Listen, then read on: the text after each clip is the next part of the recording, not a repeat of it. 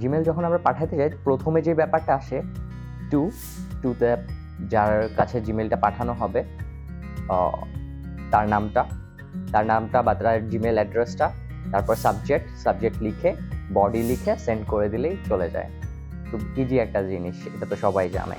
তো 2 এর যে অ্যারো চিহ্নটা আছে, অথবা যারা ল্যাপটপ বা ডেস্কটপে ইউজ করে তাদের অ্যারো চিহ্ন দরকার নাই, ওখানেই দেখায় যে সিসি আর বিসিসি।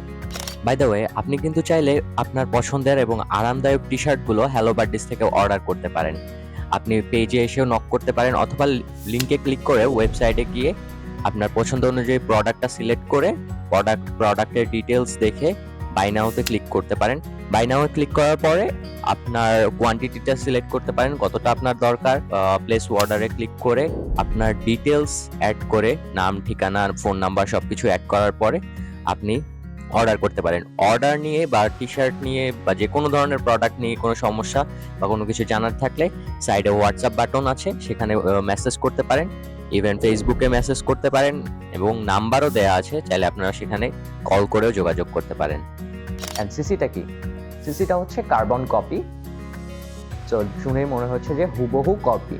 2তে আমি যাকে মেইল পাঠাবো সেই মেইলটা আমি চাচ্ছি যে আরও একজন দেখুক বা অন্য কেউ দেখুক এই মেইলটা, তো আমি তাকে সিসিতে রাখলাম, রেখে মেইলটা সেন্ড করলাম।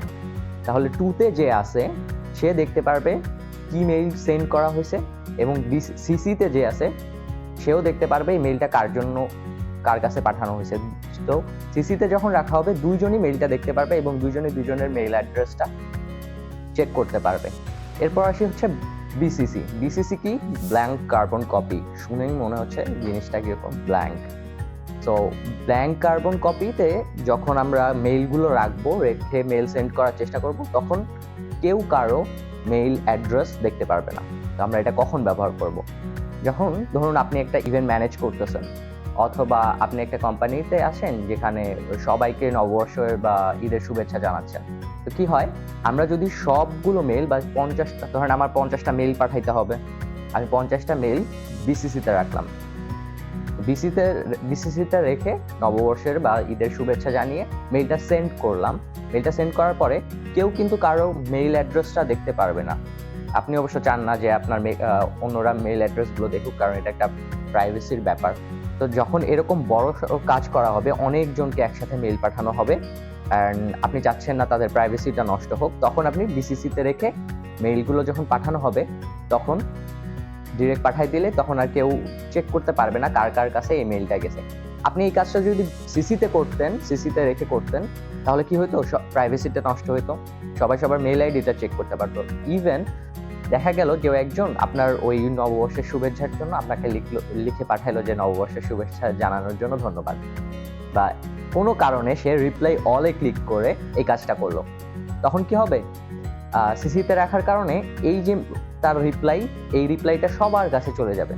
যে 50 জনকে আপনি মেসেজ পাঠাইছেন, নববর্ষের শুভেচ্ছা জানিয়েছেন, তাদের সবার কাছে এই মেসেজটা চলে যাবে। অথচ হওয়ার কথা কি ছিল, যে এই মেসেজটা শুধু আপনার জন্য রিপ্লাই ছিল, তা না হয়ে সবার কাছে এটা চলে যাবে।